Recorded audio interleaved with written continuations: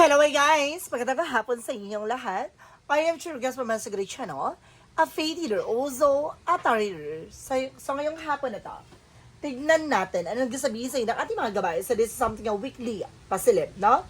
For the month of January, 5 hanggang January 11, 2026, for the sign of Virgo. So Virgo, welcome sa my channel. Ano kayang messages, advices ng spirit guides ang ating masasaga for today's video? Kano na kayang energy at kaganapan sa buhay ng mga Virgo signs ang ating mga hagilap? So guys, this reading is a general reading lamang. Hindi lahat makaka-resonate, kunin lang ang makaka-relate sa inyo. And comment down below kung kaninong energy ang ating nasaga. And just don't forget to like and subscribe my channel. And hit ko siya for more videos update. Na-request maraming salamat po sa mga walang sawang pagsuporta sa aking channel, lalo-lalo nang skip ng ads na way pagpalain kayo ng Diyos at may kapal, siksik, liglig, nag-uumapaw na biyayang manumbalik sa inyo. So let's see guys, what is the messages, advice sa iyo ng ating angel spirit for the sign of Virgo. So let's see and watch this.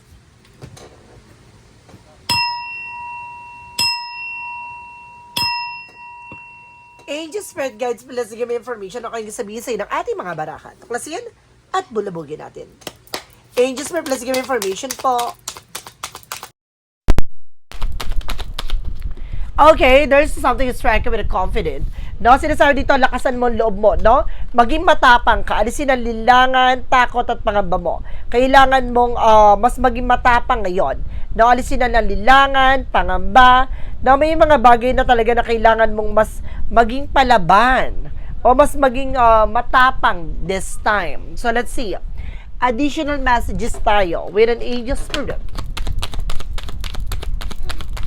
Okay, there's something guys with the Three of Wands, waiting for ship, no?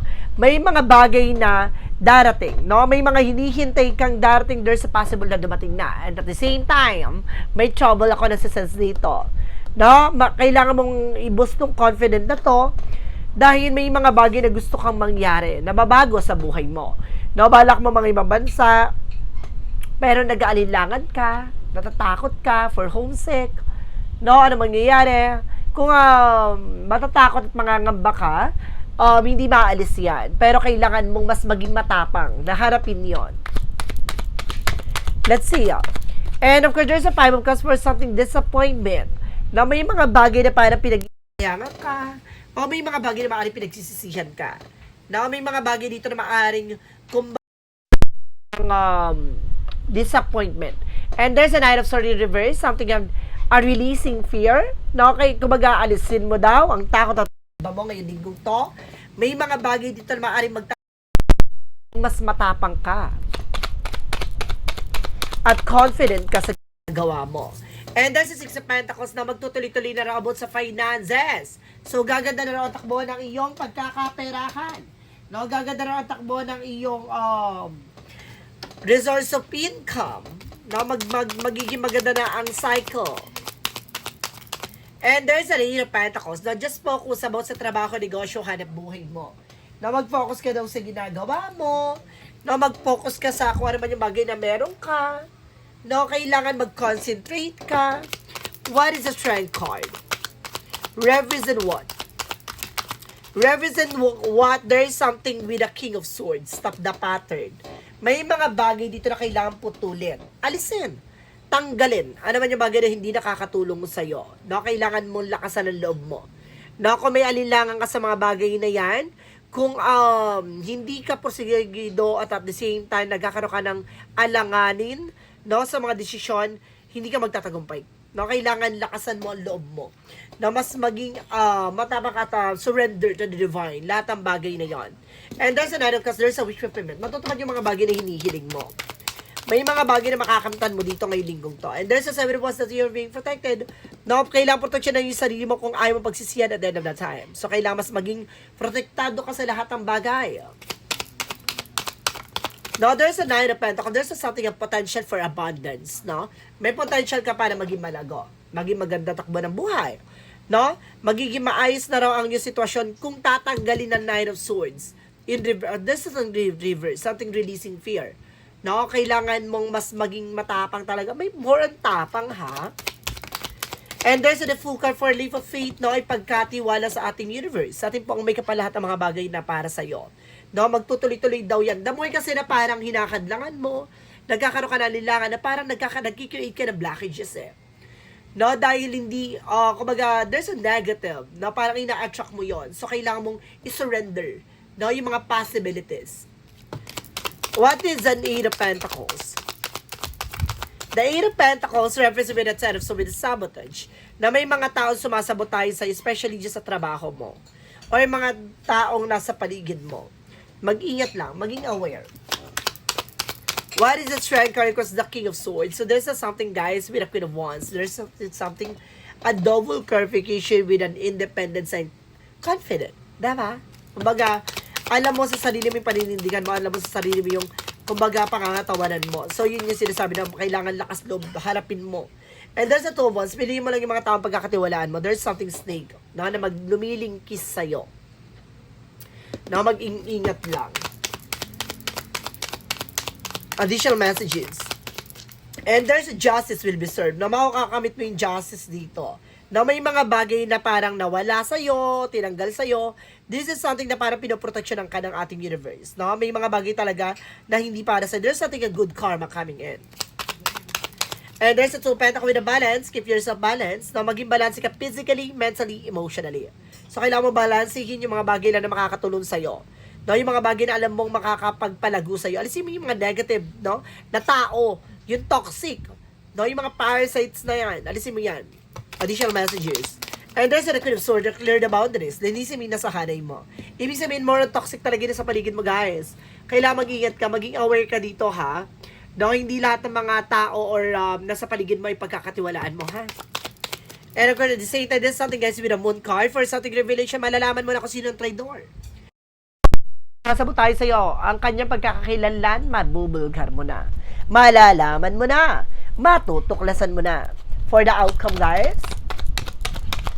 For the outcome, there's something, the devil card. Oh, there's something a toxic and negative traits, guys.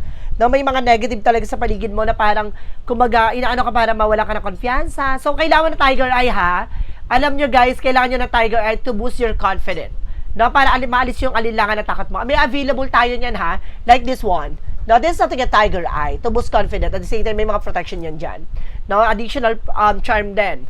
No, for evil eye, ganon. Additional messages. And of course, at the same time, there's something at every card for rebirth. No, parang ibabalik yung sigla. Ibabalik ulit yung buong pagkatao mo. Kumbaga, ibabalik ulit yung takbo na sitwasyon. There's something renewal. Na maaaring marirenew ka for your work, for your business. No, self-love, self-care. Alaga mo yung sarili mo. And there is a Six of Wands. Represent with a Justice card. Magtatagumpay ka. There's something a good karma coming in. Magwawagaywayang a good karma, ha? No? Kumbaga, you are being protected. No? Kapag alam mong wala kang ginawang masama, no? Hindi magiging masama ang kapalaran sa'yo. Kung alam mong may ginawa ka ng masama, alam mo na, there's something bounce back. At the same time, no? May mga tao talaga na parang gumagambala din sa'yo dito para mawala ang konfiansa mo. Especially yung evil eye. And there's an Ace of Pentacles. There's something a big shot and big money coming in. Na may malaking finances na paparating o malaking pera paparating. No? Some of you guys na magdadala sa ito ng paglago. No? There's a money. No? Alisin lang yung takot at pangamba. Kung gusto mong pumasok sa isang business, kung gusto mong pumasok sa isang negosyo o hanap buhay or man yung mga bagay na gusto mong gawin, no? Basta may fashion ka, no, may possible na umasenso ka. No, ngayong linggong to, kung magbubukas kayo ng business, ilaban nyo. And there's a magician for manifestation, na may mga bagay na unti-unti nyo na mamamanifest, na makakamit, na matutupad, no, kung ipagkakatiwala sa ating pong may kapal. No? Let's see additional messages. And there's a Seven of Cups, represented with the Nine of Wands for slow and steady. Unti-unti mo na makikilala ang panggulo or nanggugulo sa'yo. No, tumasabot tayo sa inyo. Makikilala nyo na raw yan. So, let's see. Now, represent tayo pagdating sa finances and career, love life at kalusugan. Alamin pa natin. Ano man yung mga bagay na mahagilap natin sa'yo. Let's watch this. Nadagdagan na natin ang mensahe for finances and career, love life at kalusugan. Kung bago ka sa channel ko guys, please comment down below. Kung ikaw ay solid subscriber at patuloy na naghihintay ng aking reading, maraming salamat sa inyo, no? Comment down below kung ikaw ay solid subscriber and followers ko. So guys, maraming salamat sa paghihintay ng aking reading. Pasensya na kayo kung bihira tayo makapag-upload this past few months, this past few weeks. Know that because of very busy at the same time, maraming mga pasyente, client, kumbaga worldwide, no? Talaga international and local areas.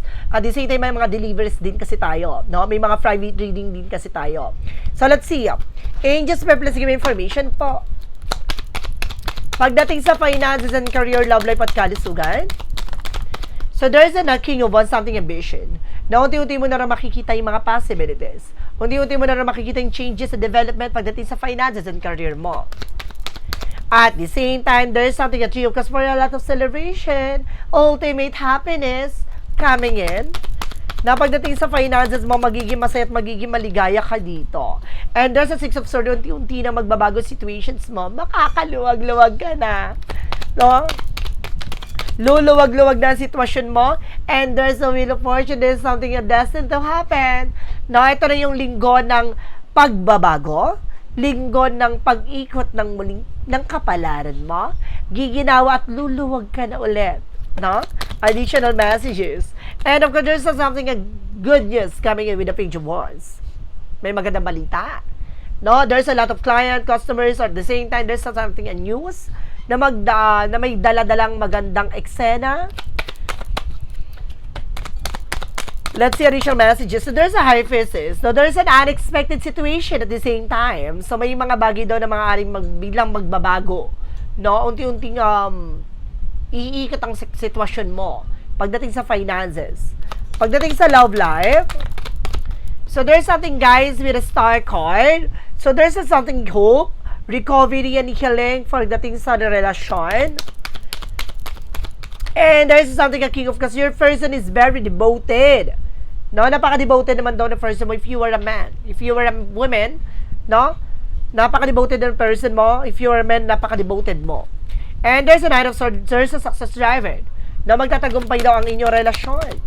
No, gaganda na raw ang inyong takbo ng inyong pagsasama. With the Emperor, your person is very mature. No, being grounded. At the same time, there's something respect and discipline. And there's a Chariot card, there's something an action and changes and development coming in. Pagdating sa relasyon, magkakaroon ka ng mga bagong plano with the Ace of Wands. No, there's something new creative expressions, no, new ideas. No, kumbaga maraming bagay na maaaring tumakbo sa eksena ngayon pagdating sa relasyon nyo. No, pagdating sa kalusugan, sa kalusugan nyo, there's something with a Ten of Pentacles. Wow, long-term life. No, magkakaroon ka naman pang matagalang buhay. Diba? Huwag ka na magiging immortal. Charis. Kung may mga bagay dito na parang tatagal pa yung buhay mo. Or magiging maayos sa kalusugan mo. With the Eight of Wands, so kumbaga mayroon ditong bagay na kailangan mo makipag-communicate, no? With your person. Or mag-ingat ka sa makikipag-communicate sa ibang tao. There's something ahas o traidor. Mag-ingat ka ha. Mayroong mga dito nakikipag-kompetensya sa'yo. Or there's something complications. No? Especially with your friends at the same time with something a toxic environment.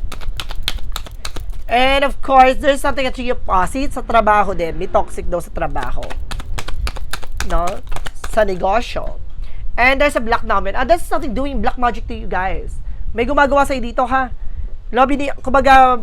Kumbaga yung karamdaman mo, hindi siya normal. No? Magiging maganda ang kalusugan mo dito kasi baka nagpapagamot ka na. O maaaring, kumbaga may mga nararamdaman ka, walang findings, no? That because of these situations, no? Meron talagang gumagambala sa'yo dito. Ginagawan ka ng hindi maganda. No? Pamilya, inggit sa pamilya to. No? Maaaring pamilya o maaaring relatives ang gumagambala sa'yo. Mag-ingat po tayo ha, guys. There's something in black magic may gumagambalas at gumagawa sa'yo, no? Para magkaroon ng complication pagdating sa iyong negosyo, hanap buhay, inggit sa pamilya to. Now, let's see what is additional messages tayo with the magic of her messages, advices, and of course, a pick a card, yes or no. So, let's watch this. So, nandito na tayo sa chapter ng mga gabay. Handa na ba kayo, guys? Meron tayong upload later, ha, ng mga pasilip, no? Power politics. No, antabay lang tayo dyan, guys. Unahin lang natin yung mga horoscope dahil matagal na tayo hindi nakakapag post dito. What is the magical prayer messages? Your wish is granted. Matutupad daw yung mga hinihiling mo. No, may mga hinihiling ka na maaaring magkatotoo at matupad. And of course, at the same time, something, ask for what you want. No, kailangan mong humingi ng gabay sa ating angel spirit. Yung mga bagay na kailangan mo. For yin and yang oracle card. And there's a message and dream coming true. So, may mga pangarap ka na maaaring matupad na. And there's a distance, kailangan mo talaga dumistansya. May mga napanaginipan kang tao, no? Isa sila sa mga negative na tao, no? Pinapakita ang katotohanan dito kung sino yung taong nananalbahi sa'yo. Kailangan distansya, ha? For synchronicities, there's an attraction. Inggitin kayo. No? Ang pamilya nyo ay inggitin. No? And there's a faith. No? Sinusubukan din ang inyong faith ng inyong pamilya.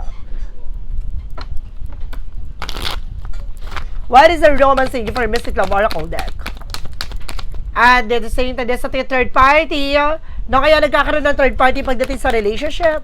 No, I feel something na may gumagambala talaga. No? And there's a love. Talagang love nyo ang isa't isa ng person nyo, ng family nyo. Talagang meron na talaga sumasapaw na eksena. Ang laki ng inggit sa inyong pamilya. For Archangel Michael messages. Detach from this situation. Kailangan nyo na makaalis sa hindi maganda situations. No, kailangan nyo na masolusyonan nyo ano man yung bagay na pinagdadaanan nyo sa ngayon. For Jesus loving quote said, judge not that you be the judge. No, huwag kang humusga na isang bagay na hindi mo pa alam. So, kailangan mong alamin at tuklasin. No, mas maganda yung talagang kina-clarify kung sino talagang gumagambala sa'yo. May mga bagay dito na huwag mo munang husgahan yung mga bagay na nangyayari sa'yo. No? Kumbaga, kailangan mong ipagkatiwala sa ating pong may kapal at the same time, solusyonan ng tama at wasto. Okay, with an angel's number na tayo. We proceed with the angel's number. With an angel's number represent what? Okay, there's something a 999 for real years. So, may mga bagay na kailangan kang alisin, tanggalin. Your current circumstances are ending. So, you might take advantage of the better ones. If you are experiencing a significant change or conclusion viewing your life as a series of cycle of chapter may be helpful. How can you make room for something new to emerge? No, may mga bagay talaga na maging mababago. No, may mga bagay na kailangang babago. No? At kailangan tanggalin yung mga bagay na hindi nakakatulong sa pag-ikot ng sitwasyon. No, dahil may mga bagay dito na ano man yung bagay na nangyayari sa iyo ngayon ay parte yan ng paghubog ng pagkatao mo na para maikot at mabago na ang mga sitwasyon na nangyari sa iyo. Huwag ka rin mag-alala ano man yung bagay na ginawa sa iyo. What goes around comes around. There's something bounce back. What is the man of Oracle deck? Public face. No, mag-ingat na po tayo by social media. So, may mga naiinggit talaga sa iyo. Stalking, looking, watching. May mga evil eye talaga. For a shadow worker reason why? And there's something resentment. Forgiveness, release, and serenity. No? You need to forgive. No? Let go of the past to find peace. No? Kailangan mong pakawalan ng mga bagay na nangyari from the past. No? Kailangan mo lang matuto, madala. No? Huwag ka na ulit magtitiwala. Ganun yon. No? May mga bagay sa nangyari sa nakas, hindi mo kailangan gumante. Bagkus kailangan proteksyonin yung sarili mo. You need the protection kung ikaw ay nakulam. Kailangan mo na proteksyon at pangalagaan ng iyong sarili. No, hindi mo kailangan gumante, hayaan mo ang Panginoon na magbalik sa kanila what they deserve. Iba yung hagupit ng karma. What is the clarifying for a love situation? And there's something, guys, with a love potion. Ay, may gayuma pa. Diba, may gayuma pa dito. Some of you guys, nagkakaroon ng parang confusion sa pagdating sa relasyon dahil lagi kang iniiwan. Lagi kang sawi. Kumbaga parte din to na maaring, kumbaga ginawang kayo ng love potion, hindi para ma-inlove yung tao sa kanya, para lahat ng mga taong mamahalin mo ay iiwang ka sa ere. No? Once na ma-attach ka na, once na parang, kumbaga na sa exciting part of relationship ka na, biglang magbabago. Ma-out of love, no? Biglang kumbaga ghosting, or maaring iwan ka sa ere, iaabando ka, abandona, ganon. Kumbaga may mga bagay dito na kailangan pag-ingatan mo. Clarifying for life situation. Desert of isolation. Oh, talagang ginawang, kumbaga, kumbaga talagang gusto nito, nasa isang situation ka na parang, kumbaga, pariwara, ganon. Gusto niya dito na maiwan ka sa eksena, ganon. Pero nakaka-survive ka. You are a survivor. And there's a what lies beneath. Wake in the future. What lies beneath? Wake in the future. There is something watching, sit, go down, enjoy the gossip. Tulad ng sinasabi ko, maraming chismosa, maraming marites, maraming umeeksena sa paligid. Huwag kang mag-post sa social media. Huwag kang mag-share ng information with other people. Dahil, inggitin ka. Maraming naiinggit sa'yo. No, kahit wala kang ginagawa, simpleng ngiti, may inggit na kapalit. No? Kumbaga, ang kailangan nyo dito, protection din, no? For evil eye, dahil maraming naiinggit talaga sa inyo. For a path of the light, and there's a faded freedom, no? Magtiwala ka na makakalaya ka from that situations. I have calmed my mind and entrusted my doubt to God, releasing them all. I trust in His perfect providence and surrender to His will, finding true freedom in the peace that comes from letting go and having faith. So, see, magtiwala ka. No, at the end of that time, kumbaga may mga bagay na para sa'yo, may mga bagay na ibibigay sa'yo ay ayon sa kalooban ng Diyos. So, guys, let's proceed na tayo, no, sa paborito ng ating mga viewers. Kung ikaw ay bago sa aking channel, ang pick a card, yes or no. No? Ang pick a card, yes or no, pwede ka magtanong. Isang tanong, isang sagot. Mag-iisip ka ng tanong, pipili ka na magiging sagot within 1, 2, or 3. Kapag nakapag-isip ka ng tanong at nakapili ka na ng number na magiging sagot sa tanong mo, please comment down below. So guys, okay, let's start with the number 1. Sino yung nakapili na number 1? Number 1, there is a yes. Make a splash, deep dive, flowing easily into your life, no? Kumbaga, mas dadalo ito ng mas mabilis at mas magiging maayos ang buhay mo kung matututo tayong pakawalan lahat, no? Huwag mo iisakay sa sitwasyon, huwag mo iisakay sa sarili mo sa isang bagay, matuto tayong pakawalan ito. Number 2, there is a yes again. Valuable experience worth your time profit. No? Kung ano man yung bagay na pinagdaanan mo, no? Kumbaga, sulit yan. Dahil may mga bagay na aanihin mo na yan. Malapit na. And number 3, there is a no. Thorns present, handle with care. No? Kumbaga, may mga bagay dito, no? Kumbaga, kailangan mong ingatan. No? May mga bagay na nasa paligid mo na parang susugat sa'yo. Kahit anong galaw mo, kung may mga tinik dyan na pilit susugat sa'yo, sisiraan ka, masasaktan at masasaktan ka. No? Kumbaga, don't please anyone to accept who you are. No? Kahit anong pampilit mo, kumbaga, forsumi sarili mo sa kanila. No? Kumbaga, don't please anyone, no? To love you. No? Dahil may mga bagay talaga na hindi bagay or para sa'yo, no? Kailangan mong pakawalan yung sarili mo from that toxic situation, from that toxic person, from that toxic environment. So, guys, this is something, a weekly pasilip, no? For the month of January 5 hanggang January 11, for the sign of Virgo. So, Virgo, maraming salamat for this wonderful reading. So, once again, this reading is a general reading namang hindi lahat makaka-resonate. Kunin lamang po makaka-relate sa inyo, comment down below kung kaninong energy ang ating nasagap. And of course, don't forget to like and subscribe my channel and hit the bell for more videos update. Daragas, maraming salamat po sa paghihintay at patuloy na pagsubaybay. Maraming salamat po sa mga nag-i-stay sa aking channel at patuloy na sumusuport at patuloy na naniniwala sa aking reading. Maraming salamat po. Daragas, don't skip the ad, no? Para mas marami pa tayong pasabog na eksena darating dahil marami pa tayong cards na dadagdag dito. So guys, maraming salamat po. And see you the next video. Bye-bye and babush!